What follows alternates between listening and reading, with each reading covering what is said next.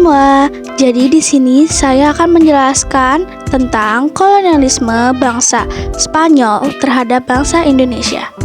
Masuknya bangsa Spanyol ke Indonesia dimulai dari tahun 1521 silam. Dengan adanya bangsa Spanyol datang ke Indonesia, yakni yang pertama untuk melakukan penjajahan terhadap Indonesia, yaitu untuk mencari kekayaan rempah-rempah, mencari daerah jajahan baru, menyebarkan agama Kristen, dan dengan menerapkan 3 sistem yaitu Gold, Glory, dan Gospel. Penjajahan bangsa Spanyol di Indonesia ini dimulai sejak kapal dagang Spanyol yang berhasil berlabuh di Maluku pada 8 November 1521 silam. Bangsa Spanyol berhasil masuk ke Nusantara setelah berlayar melalui Filipina, melewati Kalimantan Utara, dan tiba di Tidore. Saat sampai di Tidore, bangsa Spanyol diterima dengan baik oleh masyarakat Indonesia.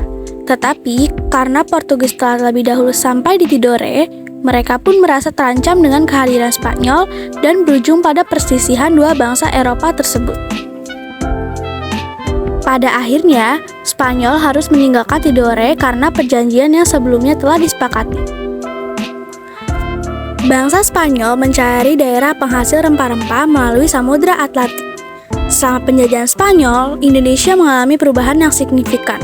Penduduk asli mengalami penindasan dan ketidakadilan sosial. Beberapa budaya seperti bahasa, agama, musik, dan seni telah berubah karena pengaruh Spanyol. Sejarah penjajahan bangsa Spanyol terhadap bangsa Indonesia pada saat itu yaitu terjadi pada awal abad ke-16 Masehi, yang awalnya hanya untuk mencari rempah-rempah berujung untuk menjajah bangsa Indonesia. Saat itu mereka diwakili oleh dua penjajah yaitu yang bernama Christopher Columbus dan Ferdinand Magellan. Spanyol merupakan salah satu negara Eropa yang pernah datang ke Indonesia untuk melakukan penjajahan, menguasai rempah-rempah, dan menduduki wilayah Nusantara. Ekspedisi yang dilakukan oleh kerajaan Spanyol ini didukung oleh pemerintahan untuk menemukan sumber rempah-rempah baru.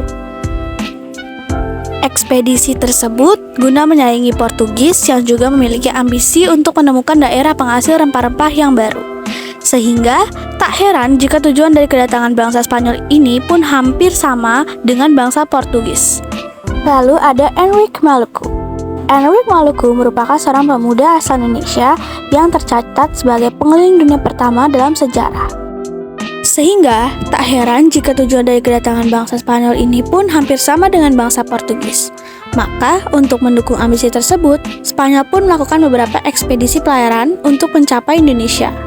Maka dengan itu dibuatlah Perjanjian Saragossa. Pada 22 April 1529, keduanya bertemu di Saragossa, Spanyol dan bersepakat melewat Perjanjian Saragossa. Konsekuensi dari perjanjian ini membuat Spanyol harus hengkang dari Maluku. Secara garis besar, Perjanjian Saragossa menentukan pembagian bumi timur dan barat untuk Spanyol dan Portugis.